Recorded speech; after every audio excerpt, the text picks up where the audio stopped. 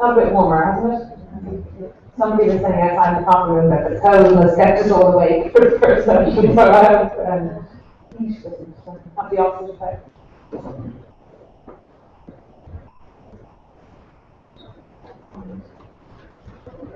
Technology, so your fault. Oh, my fault.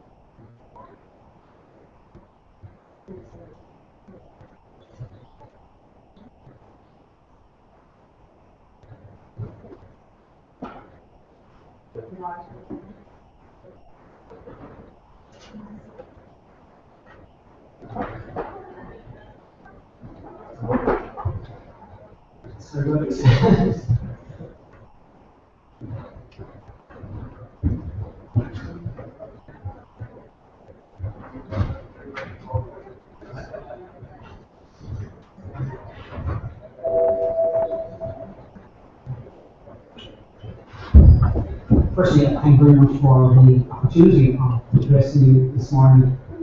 It's a real pleasure. What I hope to do is the next 20 minutes to give you some developments that have happened and that are about to happen in the childcare area. Another area of interest of mine is actually health and safety areas. Some of the themes picked up on the last presentation I try and blend into my presentation. In the area of theory relating to children, we've seen very significant changes. Insofar as it's relevant to the home care area, increasing emphasis on regulation, increasingly onerous responsibilities. And we come from a relatively low base.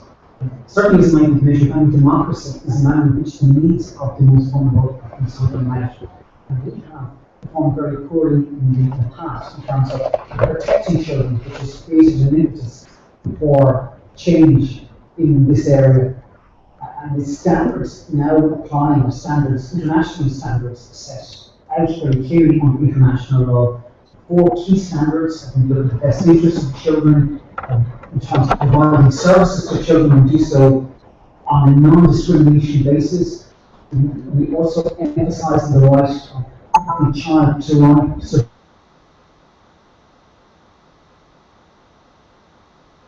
There are very much common themes, because whether it's you're talking about a senior citizen or you're talking about a child, the same principles really apply, making sure that all people are heard in the provision of services.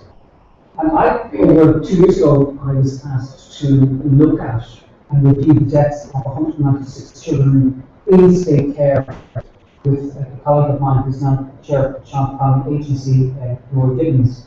And we provide a unique insight into what happens when parents fail their children and stay with children, and children are left with rudderless within the care system. And what it indicates is the need for services to be joined up. There's many things emerging from that research that suggested that while all of the services seem to be available to most children, is that there's a failure to join up the services. And it's not just a question of providing services, but services that are relevant to the needs of the patient, in this case, or in other cases, the needs of the child. And I think that's the huge, that's indeed in the adult area in general. There's an obligation on us to be put, but it's a positive obligation, not just a situation that we would sit idly by and let occur. Early intervention is hugely important, and it's something we haven't been good at in this jurisdiction. As a number of factors, and again it comes back to the theme of today's conference around home care, supporting people before problems emerge. Family support is a key issue which I think we have performed relatively poorly on over the last number of decades. Because family support seems to rank as a core third to child protection and alternative care in the battle for resources and professional time. And we talk about, certainly in terms of the last presentation, we talking about the fact that the HSE can't do everything. And that's absolutely a given. And that's why we need to, whether it's in the home care context or in the general child context, we need to support families, to enable families to care for vulnerable people, whether those are children, whether those are patients, or whether those are adults. The same thing remains true. And the next message is applicable to all people, not just children. Risking nothing predicts those past. Those who are aware of history are bound to repeat it, and the repeated failure to learn from past mistakes. If we look at the HIC reports, again and again, whether it's in the child law area or whether it's in the hospital type of context, the same mistakes seem to crop up again and again. And that's why it's important that there is a robust risk assessment system in place. And that is hugely important in a home care type of context. And if we look at generally at the health and safety legislation, the Safety Health and Welfare Work Act of 2005 imposes positive obligations on those providing services to undertake a risk assessment. The risk assessment is detailed in Section 19 of the Safety Health and Welfare Work Act of 2005, and Section 20 is setting out the requirement of for having a safety statement. That's what's making it relevant to today's discussion. Interagency cooperation, hugely important. And in the child area, this is where we spectacularly failed children.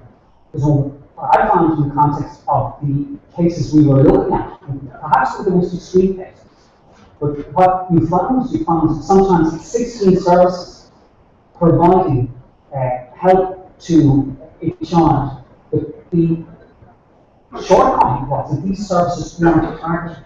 They weren't targeted to the needs of the child. We seem to throw the kitchen sink at the problem rather than identifying the correct service for a child. And that's why it's important that we have interagency cooperation and that we find a service that's relevant to the problems that a child has. And I'll give you a practical example. I find weekend after weekend as I was falling through the files, you're really screaming saying, why isn't somebody picking up this as an issue? And when I talk about interagency cooperation in the context of a child, for many of the children that I found myself having to review their debts, many of these kids just fell out of school.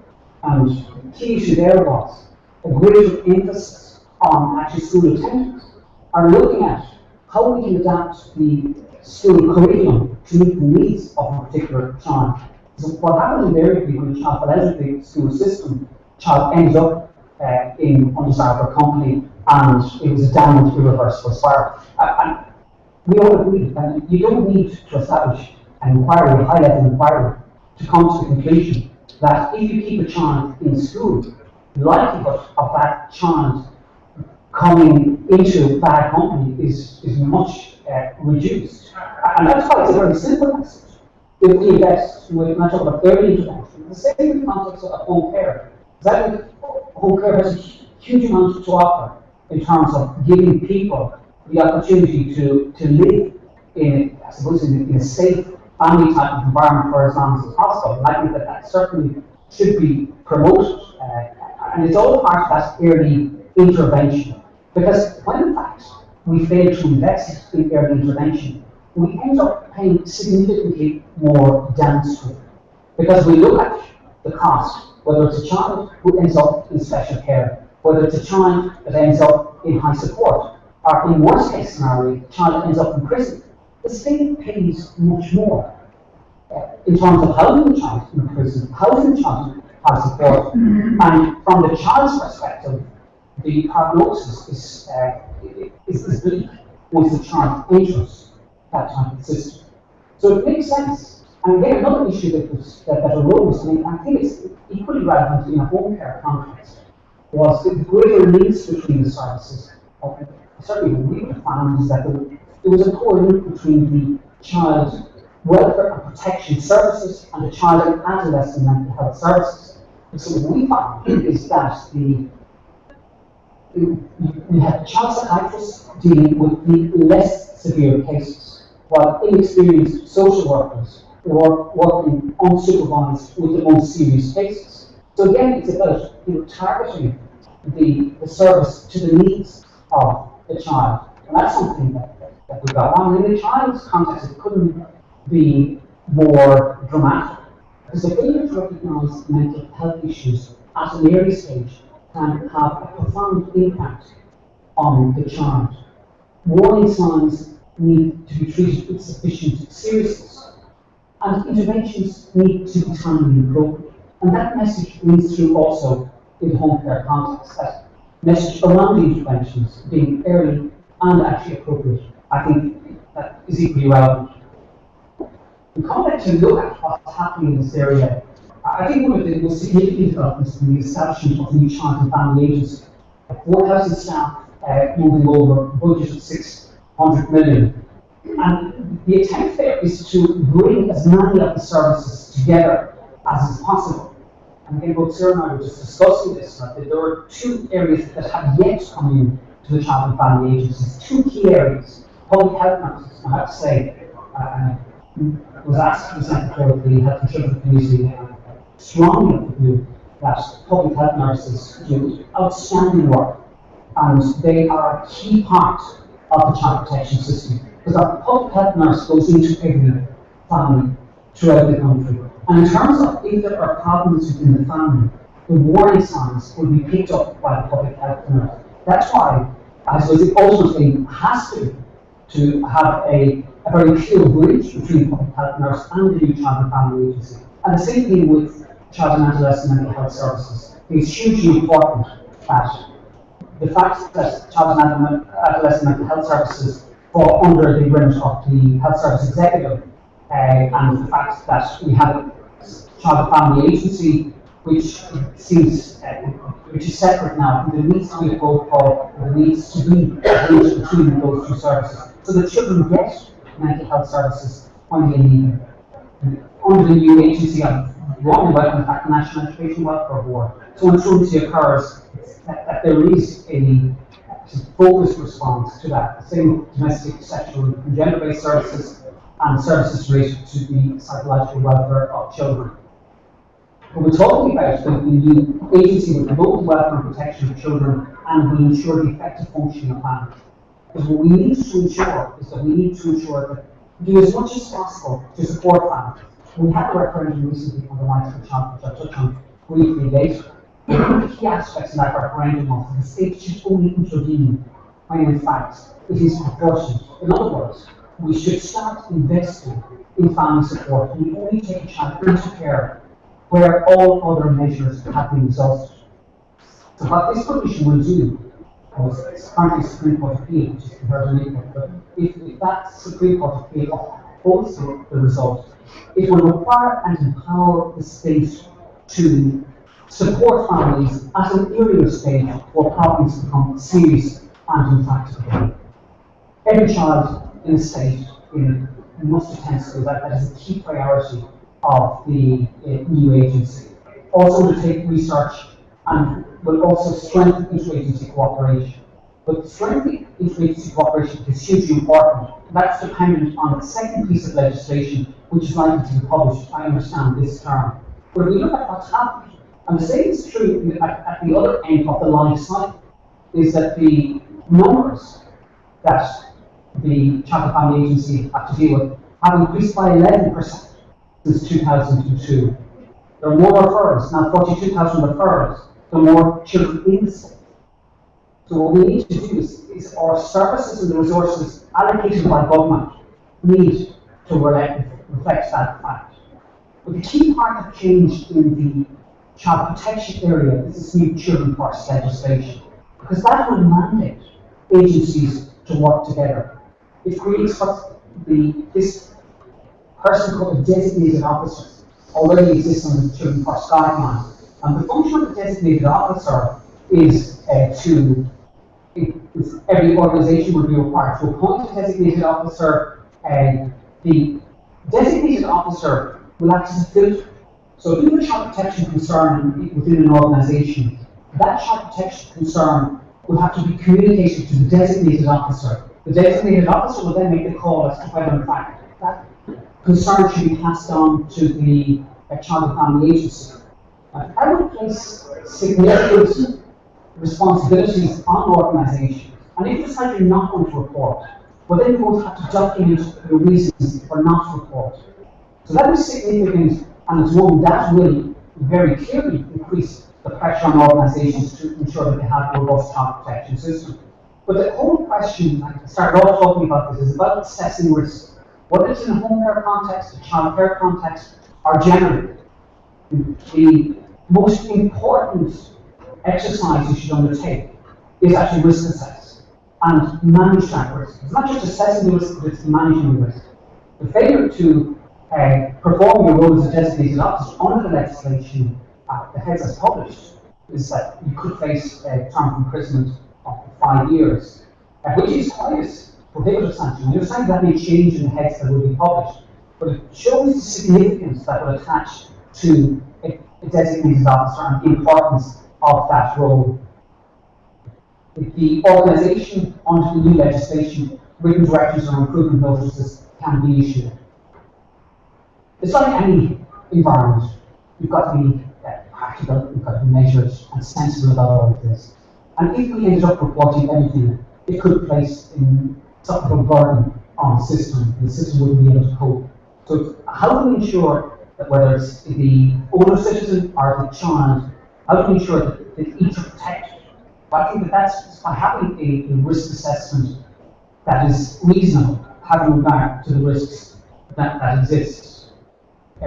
What the new legislation in the child protection area will do, I think, will heighten awareness around child abuse. It will ensure uniform and consistent implementation of children first. One of the real scandals in the child protection area is a sort of geographical injustice because of the varying approaches adopted by various child and family agency areas to the implementation of children first. So if you were a child in Galway as opposed to a child in Dublin, you may actually get a different service. And what we need to ensure, whether it's in the home care area or whether it's in the child care area, is that the consumer receives a consistent and uniform service regardless of whether he or she is in Galway or Dublin. I think that's hugely important. And that is an issue that came out in the Ryan report. One of the striking features of the Ryan report was the fact that there were great divergences across the country in dealing with child protection. There will be requirements under this legislation also to have a Keeping Children Safe plan. This year we see the 25th anniversary of the United Nations Convention on the Rights of the Child. The standard setup, the key part of that is that we should listen to children. I think this is hugely important, and it's hugely important whether it's a child or whether it's a senior citizen. Because whether it's a child or a senior citizen, many who are the recipient of the service feel excluded because the service is done in a context where they feel invisible. And I think what we need to do, regardless of what area we're talking about, is we need to ensure that it's the senior citizen or the child, that their respective voices are heard. And so the striking feature of our child law system has been over the years the relative invisibility of children. And there's a paradox here, because the law aims to make the welfare of the child paramount. Yet we focus on this. How can we, if we don't listen to what children have to say, if we don't help them understand what is happening in their lives, and if we do not meet their support needs at a time of intense emotional family update? And the same is true in the context of a senior citizen. We may take a sort of paternalistic approach to say, we know what's best. I think it's hugely important that an inclusive approach is taken now. And again, coming back to what's the bleakest part of the review of the deaths of children who died in state care, was the sheer invisibility of children in the social work case files. It was absolutely harrowing. No one should suffer to protect an institution. Nobody should be asked to live a life of unspeakable abuse or neglect to protect his or her abusive parent.